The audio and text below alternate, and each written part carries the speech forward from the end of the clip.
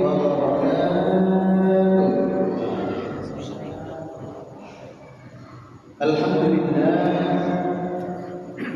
الحمد لله الذي أنعمنا بنعمة الإيمان والإسلام، والصلاة والسلام على أشرف الأنام سيدنا ومولانا محمد وعلى آله وأصحابه الكرام. قالوا سبحانك لا علم لنا إلا ما علمتنا إنك أنت العليم الحكيم. رب اشرح لي صدري ويسر لي أمري واحلل عقدة من لساني يفقهوا قولي. اللهم انفعنا بما علمتنا وعلمنا ما ينفعنا وزدنا علما نافعا وبعد. Yang kami hormati segenap pengurus Dewan Kemakmuran Masjid Baitussalam, yang kami muliakan Bapak Imam Masjid Baitussalam dan seluruh jamaah yang hadir pada malam hari ini. Bersyukur kita kepada Allah dengan sama-sama kita mengucapkan Alhamdulillahi Rabbil Alamin atas segala nikmat yang Allah telah karuniakan kepada kita, dan bersalawat kepada Rasulullah dengan kita mengucapkan Allahumma salli ala Sayyidina Muhammad wa ala ali Sayyidina Muhammad. Jamaah sekalian yang dimuliakan oleh Allah, sembari kita menunggu waktu salat Isya, kita manfaatkan waktu yang sedikit ini untuk kembali kita melanjutkan kajian tafsir Al-Quran. Masih di dalam surah Al-Fajr. Pertemuan sebelumnya kita sudah disindir oleh Allah Subhanahu wa taala bahwa percuma harta yang begitu banyak yang kita miliki, percuma dengan pangkat jabatan tinggi yang kita kuasai, kalau semua itu tidak kita gunakan untuk memuliakan anak yatim, tidak kita gunakan untuk memberi makan fakir miskin, tidak kita gunakan untuk beramal saleh, tapi justru membuat kita melampaui batas, memakan harta yang bukan hak kita, bahkan mencampur adukkan harta warisan yang bukan menjadi haknya kita. Dalam ayat lanjutannya, ayat yang ke-21, Allah mengancam kita semuanya, karena isi Al-Quran itu dua. Pertama, basyiran, kabar gembira untuk orang-orang yang taat. Yang kedua, nadhiran, peringatan, ancaman bagi orang-orang yang membangkang. Karena ayat ini berbicara tentang nadhiran, ancaman bagi orang-orang yang membangkang, maka ancaman dari Allah Subhanahu wa taala, lanjutan ayatnya Al-Fajr 21, kalla, jangan sekali-kali kamu berbuat begitu. Jangan sekali-kali kamu tidak memuliakan anak yatim. Jangan sekali-kali kamu mencampur baurkan harta warisan sehingga kamu memakan yang bukan hak kamu. Sebab apa? Kata Allah, idza dukkatil ardu dakkan dakka, apabila bumi itu dukka itu dibenturkan atau ditabrakkan, dakkan dakka, dengan benturan yang hebat, dengan tabrakan yang hebat. Yang dimaksud dalam ayat ini adalah hari kiamat, karena nanti di dalam ayat surah Yasin,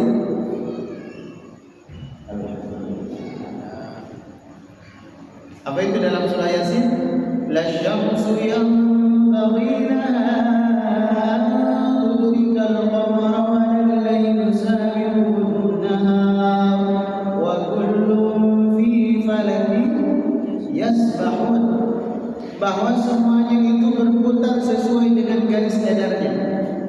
berputar sesuai dengan relnya, tapi akan sampai masanya nanti masing-masing planet itu akan melenceng dari relnya, akan tergelincir dari relnya.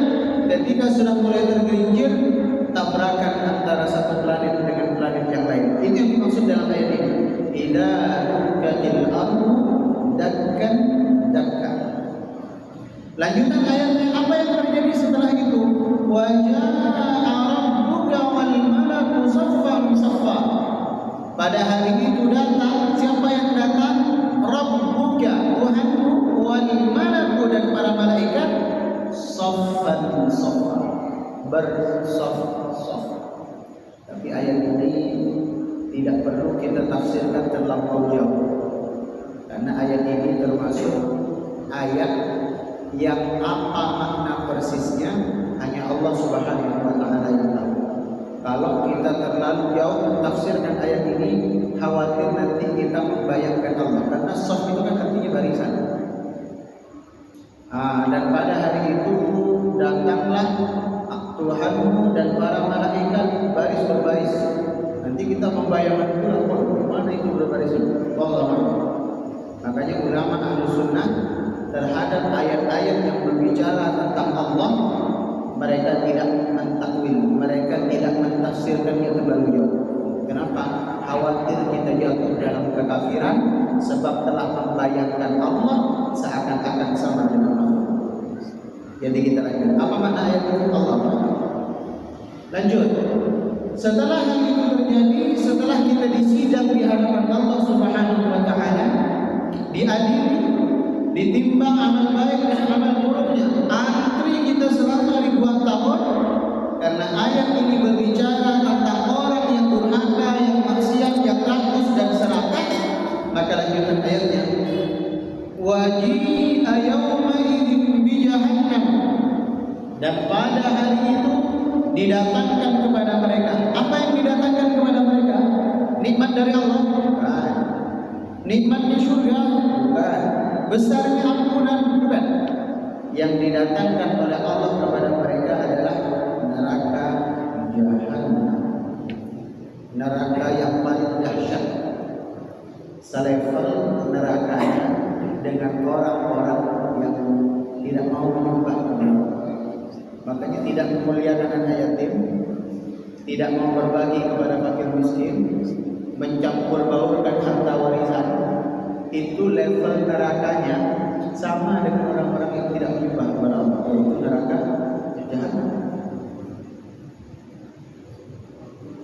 Gimana itu neraka jahanam? Lanjutan ayatnya, yauma idzin la yu'adzibu 'adzabahu ahad. Pada hari itu kata Allah, la yu'adzibu 'adzabahu ahad. Pada hari itu tidak ada yang bisa menyiksa sehebat siksaan Allah Subhanahu wa taala. Ayat ini Allah sedang menegaskan jamaah sekalian bahwa ketika seseorang dimasukkan ke dalam neraka jahanam dan kemudian mereka mendapatkan siksaan dari Allah, jangan kita membayangkan siksaan itu sebagaimana siksaan yang pernah dialami oleh manusia di dunia. Tidak ada apa-apanya. Sehebat-hebatnya Allah mengazab orang-orang terdahulu, belum ada apa-apanya dibandingkan nanti azab neraka jahanam. Ada yang dihujani dengan batu, pecah kepala mereka, berlumuran darah, banjir darah. Belum ada apa-apanya. Ada yang diazab oleh Allah dengan tiupan angin yang sangat dingin, beku darah mereka, mati mereka seketika. Belum sebanding dengan azabnya neraka jahanam. Bahkan dalam ayat ini kata Allah, tidak ada yang lebih hebat siksaannya dibanding siksaan dari Allah, karena ternyata ada orang-orang di dunia ini yang senang ketika dia menyiksa manusia ini. Tapi siksaan itu tidak akan sebanding dengan dahsyatnya siksaan Allah Subhanahu wa taala. Misalnya siapa? Orang yang gemar menyiksa dari dahulu. Misalnya Firaun. Firaun itu saking hebatnya siksaannya disebutkan di dalam Al-Quran. Apa siksaan Firaun kepada rakyatnya? Yudzabbihuna abna'ahum, menyembelih anak laki-laki yang baru lahir. Bukan hanya menyembelih, yudzabbihuna itu menyembelih sampai terpotong dari bagian ke bagian. Bahasa kitanya mutilasi. Jadi Fir'aun pada waktu itu pernah membuat peraturan, setiap anak laki-laki yang lahir dari kalangan Bani Israel akan dibunuh saat dilahirkan, dan akan dibunuh, dimutilasi, dicincang-cincang di depan ibunya yang baru saja melahirkan. Sedahsyat itu dulu sukses Fir'aun kepada orang-orang yang tidak sepakat dengannya. Tapi apa kata Allah? Sebandingkan kira-kira neraka jahanam dengan siksa itu, belum ada apa-apa. Jauh lebih mengerikan terhadap azab yang Allah sediakan di neraka jahanam. Maka orang-orang yang telah masuk ke dalam neraka jahanam itu, orang-orang yang amalnya sudah ditimbang, yang amalnya sudah dihitung, yang sudah divonis dia celaka masuk ke dalam neraka jahanam, apa kata mereka? Yaqulu ya laitani qaddamtu li hayati. Mereka semuanya berkata setelah dimasukkan ke dalam neraka jahanam itu, ya Allah, tahu gini saya dulu melakukan kebaikan waktu saya masih hidup.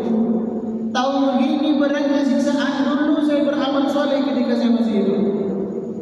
Tapi pertanyaan, orang kalau sudah di akhirat, sudah dimasukkan ke dalam neraka, dan dia baru sadar, dia baru menyesal, berguna atau tidak penyesalannya? Berguna atau tidak kira-kira? Tidak berguna. Kalau orang bermaksiat saat hidup dan besok lusa dia menyesali perbuatannya, berguna, karena bisa mendatangkan ampunan dari Allah Subhanahu wa Ta'ala. Orang yang ahli maksiat dan kemudian dia bertaubat sebelum dia wafat, maka sangat berguna penyesalan itu, karena bisa mendatangkan ampunan dari Allah sebanyak apapun dosa di masa lalu, dengan syarat masih hidup. Nah, dalam ayat ini orang-orang yang ingkar kepada Allah, yang tak mau taat kepada Allah, mereka menyesalnya pas sudah dimasukkan ke dalam neraka. Yaqulu ya laitani qaddamtu li hayati. Sudah enggak ada gunanya lagi. Kemudian kata Allah Subhanahu wa Ta'ala, ketika mereka menyesal itu, ketika mereka mau bertaubat itu, ketika mereka baru sadar akan kemaksiatan itu, wa anna lahu dzikra. Kata Allah Subhanahu wa Ta'ala, madalah berguna, madalah bermanfaat penyesalannya. Jangankan sudah di neraka, jangankan ketika sudah di akhirat, batas terakhir taubat itu apa? Batas terakhir taubat kan sebelum nyawa sampai di kerongkongan. Itulah mengapa orang yang soleh itu dicabut nyawanya dari kepala. Kenapa? Pertama, akan memperkecil rasa sakit. Yang kedua, kata para ulama, dengan dicabut dari nyawa dan dicabut dari kepala, nyawa itu masih ada jangka waktu untuk melewati tenggorokan. Masih lewat betis dulu, masih lewat lutut dulu, masih lewat paha dulu, masih lewat perut dulu. Masih ada masa, masih ada waktu untuk bertobat kepada Allah. Tapi orang yang ahli maksiat itu dicabut nyawanya oleh Allah Subhanahu wa Ta'ala dari kaki, bukan lagi dari kepala. Yang sakitnya itu berkali-kali lipat. Padahal kata Rasulullah, dicabutnya nyawa dari kepala itu rasanya seperti kambing yang dilepas antara kulit dan daging.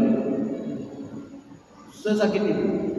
Bagaimana kalau dicabut dari kaki? Sakitnya berkali-kali lipat. Dan kata para ulama, dengan dicabut nyawa dari kaki, kan cepat lewat kerongkongan.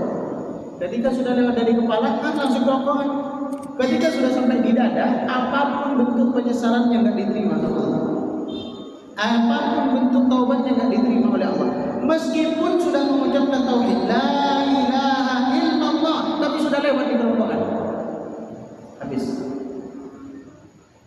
Itulah mengapa jemaah sekalian, dari ayat ini kita bisa mengambil pelajaran bahwa sebanyak apapun dosa, segelap apapun masa lalu, sebanyak apapun maksiat yang sudah dilakukan, asal kita mau bertaubat kepada Allah. Syarat pertama. Yang kedua, taubatnya selagi kita masih hidup. Makanya pernah ada jamaah yang Ustaz, ada seorang ahli maksiat. Dia hendak berniat untuk bertaubat. Belum sempat dia bertaubat, meninggal. Baru niat dong. Belum ada pelaksanaan taubat. Maka gimana? Ya suul khatimah. Karena keduluan meninggalnya dibanding taubat. Maka taubat itu jangan nanti-nanti. Misalnya jamaah sadar akan dosanya, terus mau beristighfar, nanti aja lah istighfarnya. Enggak ada jaminan nanti kita masih hidup. Siang bermaksiat, malamnya mau sholat taubat, jangan nanti malam lah, besok pagi aja lah sholat taubat. Enggak ada jaminan besok pagi masih hidup. Maka saat menyesal sedikit juga minta ampun kepada Allah, paling tidak waktu masih ada. Kalau setelah bertaubat ternyata kita dipanggil oleh Allah,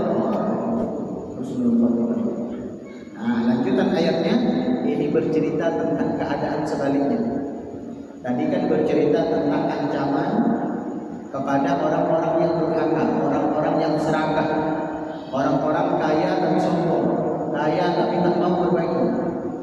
Nah lanjutan ayatnya sampai di ayat penutup nanti Allah bercerita tentang penghuni surga. Siapa itu penghuni surga? Allah panggil, ya ayyatuhan nafsul mutmainnah, wahai jiwa-jiwa yang mutmainnah. Apa itu mutmainnah? Mutmainnah itu seakar kata dengan salah satu rukun salat, tumaninah. Apa arti tumaninah?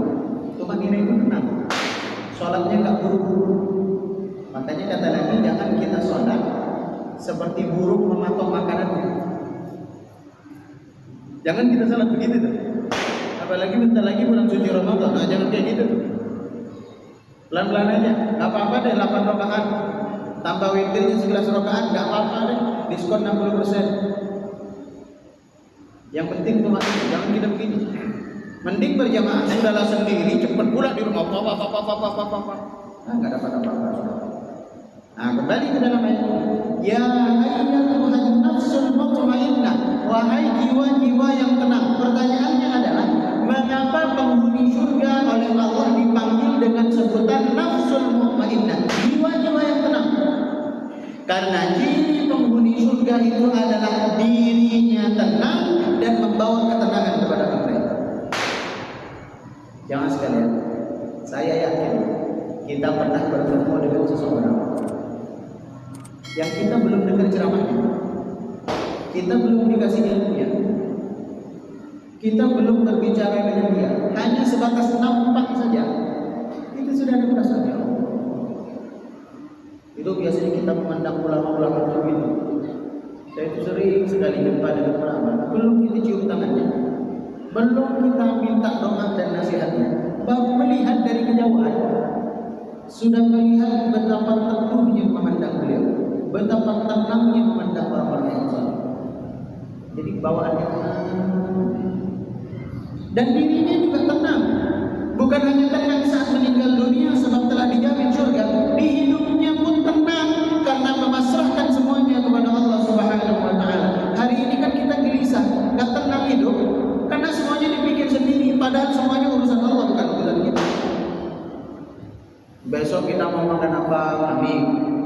Tahun depan nanti anak kuliah di mana, ada biaya atau enggak, bingung.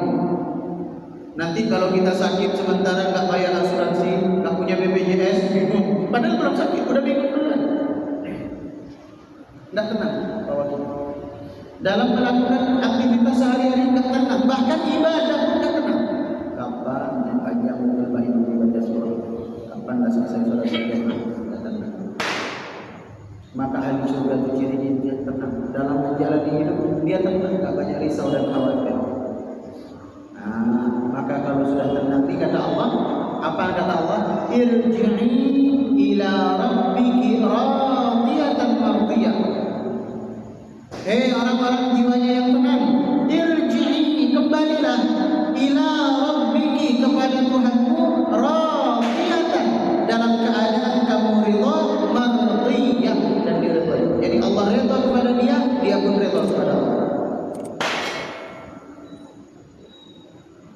sama-sama redha. Sama-sama senang. Allah senang punya hamba seperti dia. Dia pun senang menyembah dan tunduk patuh kepada Allah Subhanahu. Pertanyaannya hari ini, kita dalam beribadah kepada Allah sudah sampai di level redha atau tidak? Redha itu di atasnya ikhlas. Kalau ikhlas itu masih ngarep. Misalnya sholat duha, pengen rezekinya dilancarin, itu ikhlas. Itu levelnya ikhlas. Tapi kan ngarep juga, ngarep rezekinya dilancarin. Sholat tahajud karena ada masalah hidup, boleh ada masalah, itu ikhlas juga. Karena kan mengharapnya ke Allah juga kan. Tapi ada ngarepnya. Itu namanya ikhlas tapi masih berharap. Kalau ikhlas dan sama sekali tidak berharap, itu namanya redha. Kenapa kamu sholat tahajud? Ini tanda kecintaan saya kepada Allah. Paling tidak saya sudah berterima kasih dalam satu hari diberi banyak kenikmatan tak berkurang sedikit pun, padahal masih banyak lalai kepada Allah. Maka saya bersyukur dengan saya bangun sepertiga malam terakhir. Itu namanya redha. Kenapa sholat tahajud? Kenapa sholat duha? Kenapa sholat fardu berjamaah? Kenapa baca Quran? Kenapa duduk di majelis ilmu? Enggak ada kepentingan apa-apa, tapi karena semata-mata tunduk dan patuh kepada Allah. Itu namanya redha. Maka biasanya orang yang ikhlas itu belum tentu istiqomah ibadahnya. Misalnya sholat duha, karena rezekinya sempit. Biasanya kalau udah lapar, tak sholat duha lagi. Sholat tahajud ada masalah. Pas masalahnya udah selesai, nggak komen lagi tahajud. Tapi kalau orang redha itu ibadahnya konsisten, kebaikannya konsisten, karena dia nggak punya kepentingan apa-apa. Sama dengan caleg yang gemar bersilaturahim dalam pemilihan. Ketika sudah terpilih datang, nggak datang. Kalau dulu sampai mau datang ke rumah kita sibuk pun dia minta juga mau datang, minta juga diberi spanduk. Pada luar biasa sibuk. Sekarang udah jadi ada datang, nggak ada. Kenapa? Nggak ada keperluan lagi. Kemarin datang karena ada keperluan. Nah, kita kepada Allah pun juga begitu. Level tertingginya adalah ketika kita beribadah sebab kita redha kepada Allah dan terhadap ketentuan takdir Allah, kita juga redha puas. Maka kalau sudah sampai di level itu, fadkhuli fi ibadi, masuklah kalian semuanya kata Allah fi ibadi, ke dalam golongan hamba-hamba. Jadi diakui oleh Allah. Kita hari ini mengaku hamba Allah atau diakui hamba Allah? Hari ini kita mengaku hamba Allah atau diakui hamba Allah? Baru mengaku. Salah seperti begini. Kita semuanya kan kenal tidak dengan Pak Prabowo? Kenal ya? Itu namanya mengaku. Tapi Pak Prabowo kenal nggak sama kita? Belum tentu kan? Ya bisa jadi nggak kenal ini siapa kita. Jangankan wali kota, jangankan gubernur, RT aja bukan kita, RW aja bukan kita. Manalah kenal dengan kita? Karena yang mengaku belum tentu diakui. Tapi orang-orang yang beribadah dengan redha kepada Allah, nggak punya kepentingan apa, pokoknya dia sujud karena tunduk kepada Allah, sujud karena dia cinta kepada Allah, sujud karena dia mau bersyukur kepada Allah, maka Allah langsung yang mengakui dirinya sebagai hamba. Fadkhuli fi ibadi, masuklah kalian semuanya ke dalam golongan hamba-hamba. Kalau sudah menjadi hamba Allah, wadkhuli jannati, masuklah kalian semuanya ke dalam surga-Ku, kata Allah Subhanahu. Jadi kalau ditarik ulang, surga itu hanya dikhususkan kepada orang-orang yang diakui sebagai hamba Allah, dan orang-orang yang diakui sebagai hamba Allah adalah mereka yang tunduk dan patuh kepada Allah karena redha, dan mereka yang redha kepada Allah adalah yang jiwanya tenang dalam beribadah dan menjalani kehidupan. Terjawab ya? Terjawab. Seperti mudah, tapi berat untuk diamalkan. Berat untuk diamalkan. Tapi bukan berarti nggak bisa. Bukan berarti nggak bisa. Kita pasti bisa. Masalahnya kita nggak membiasakan diri. Nggak sholat berjamaah kalau nggak sulit. Nggak sholat tahajud kalau nggak ada masalah. Berarti kan nggak melatih diri kita untuk sampai kepada level itu. Coba istiqomahkan. Ada masalah, nggak ada masalah, sholat tahajud. Ridho itu nanti akan muncul. Ada masalah, nggak ada masalah, datang ke masjid berjamaah. Ridho itu nanti akan muncul. Mau lapang, mau sempit bersedekah, lapang itu nanti akan muncul. Jamaah sekalian yang dimuliakan oleh Allah, karena pada akhirnya kalau kita hanya mengejar kebahagiaan di dunia yang kita idam-idamkan ini, tidak bersifat abadi.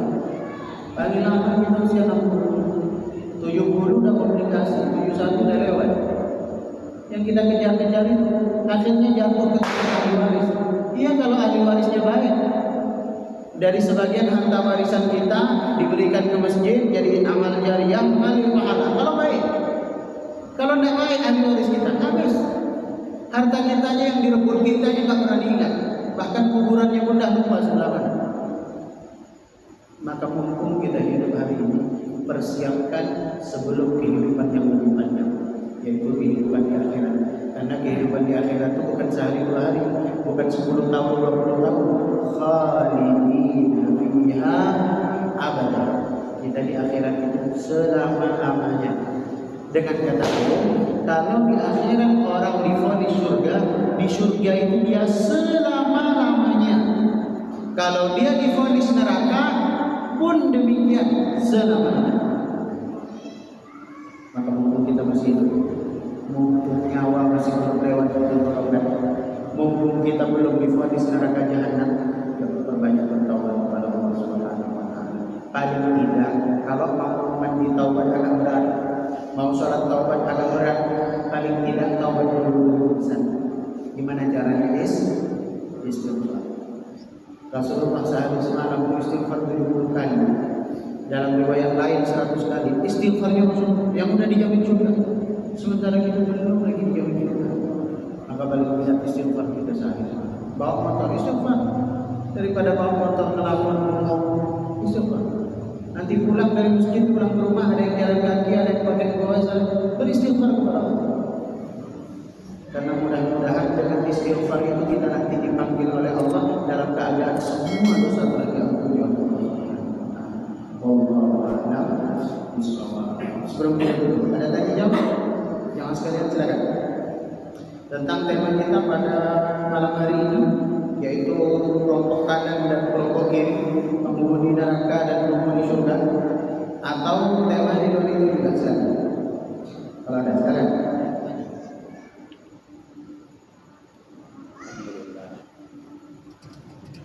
Kayaknya jamaah banyak yang ada hajat juga.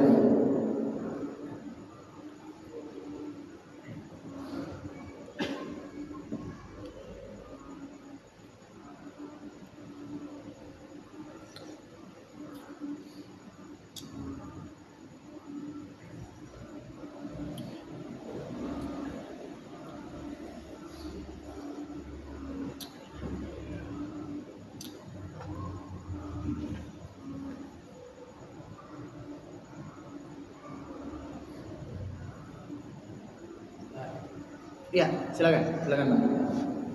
Menyambung pertanyaan yang kemarin. Boleh, silakan. Assalamualaikum warahmatullahi wabarakatuh. Waalaikumsalam warahmatullahi wabarakatuh. Mau bertanya masalah harta warisan itu. Jadi ada sebuah keluarga, ya kan? Si A sama si istrinya, punya anak 3 orang. Jadi si suami ini udah meninggal ya kan. Jadi harta warisan itu dibagi dulu sama istrinya. Apakah ada hak istrinya situ dulu atau jatuh semua harta itu jadi harta warisan?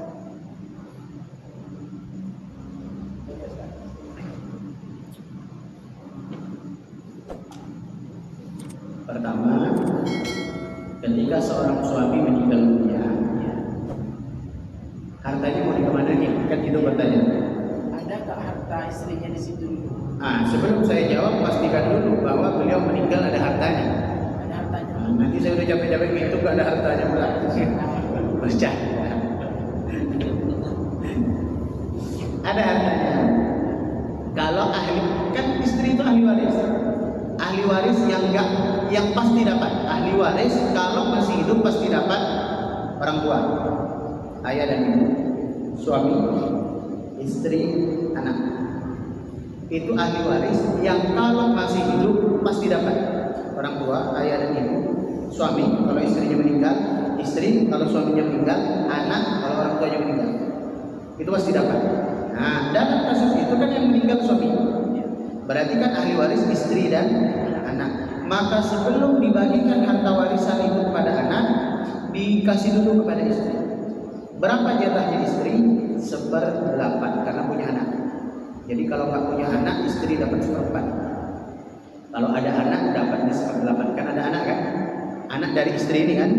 Nah, jatuhnya dapat 1/8. Misalnya 100 juta, dikurangi dulu 1/8. Nanti sisanya dibagi kepada anak.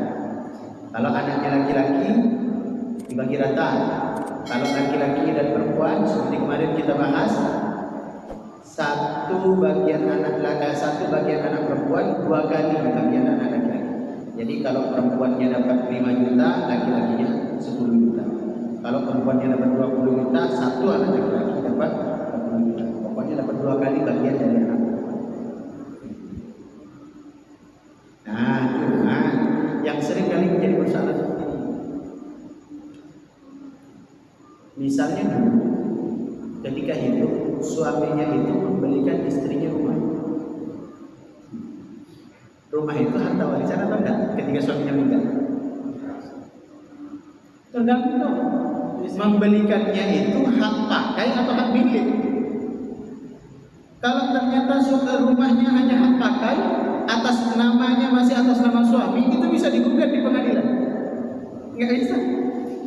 Kalau rumah yang dibelikan itu hanya hak pakai karena dia berstatus sebagai istri, hak pakai aja, miliknya masih milik suami, maka ketika suami meninggal, rumah ini harus dibagi kepada istri dan juga anak sebagai ahli waris itu. Makanya sebenarnya di dalam agama Islam itu tak betul kalau ada orang yang mengatakan harta suami, harta istri, harta istri. Tidak ada dalam Islam. Harta istri selamanya jadi milik istri.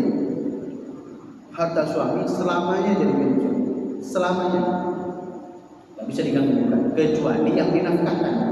Misalnya gaji suami 5 juta, dinafkahkan untuk istri dan anak 3 juta, kan sisa 2 juta. 2 juta ini bukan buat duit istri, ini duit suami, nggak boleh dicolok, haram. Yang milik istri yang 3 juta ini yang sudah dinafkahkan ini. Nah, nanti harus dijelaskan. Misalnya nanti seiring dengan berjalannya waktu beli motornya itu hak milik apa hak pakai? Nanti dibelikan emas, hak milik apa hak pakai? Itu perlu, bukan Islam itu perhitungan, bukan. Tapi salah satu ditegakkannya hukum syariat Islam itu hifdzul mal, untuk menjaga harta, jangan sampai kita mengambil manfaat dari harta yang bukan milik kita. Lalu bagaimana kalau suami istrinya sama-sama bekerja? Sama-sama nyicil dan dapatlah satu rumah. Setelah rumahnya lunas, meninggal dunia, itu harus dibagi 2 dulu. Rumahnya itu harus dibagi 2. Misalnya 1 miliar rumahnya, harus dibagi 2. 500 juta, 500 juta. 500 juta itu hak istri, bukan harta warisan tuh, miliknya istri. Baru nanti 500 juta itu dibagi kepada ahli waris, salah satunya istri. Berarti dapat 2 kali, dapat 2 kali. Karena sepanjang hidup nyicil pakai duit istri juga. Barengan gitu nyicil. Istri kebetulan ada usaha. Nah, harus dipisah dulu. Mana harta istri, mana suami, dipisah dulu. Harta istri. Nggak boleh diperebutkan, nggak boleh dibagi, dianggapnya itu harta warisan, nggak bisa. Jadi harus dipisah dulu, baru kemudian mana harta suami, itulah yang jadi harta warisan. Kalau dulu pernah dibelikan emas sama suaminya 1 kilo, nggak masuk. Nggak masuk harta warisan ini kalau diberikannya dalam rangka hak milik. Jadi memang agak repot. Ya kita manusia kan serba repot. Keluarga meninggal nggak ada harta warisannya, repot. Tahlilan mau dapat dari mana? Ada harta warisannya, nggak ada ilmunya, repot juga. Gimana cara membaginya? Ada ilmunya, hartanya nggak ada. Apanya yang mau dihitung? Repot juga. Allah Akbar. Ada lagi cukup? Baik, kalau sudah tidak ada, kita tutup. Kami izin tidak bisa ikut sholat isya bersama-sama. Kami sengaja pakai motor, khawatir hujan sebenarnya, tapi ke Batu Haji tidak memungkinkan kalau pakai mobil karena macet. Kita tutup dengan doa kafaratul majelis. Subhanallah wa bihamdika, asyhadu an la ilaha illa anta, astaghfiruka wa atubu ilaik. Assalamualaikum.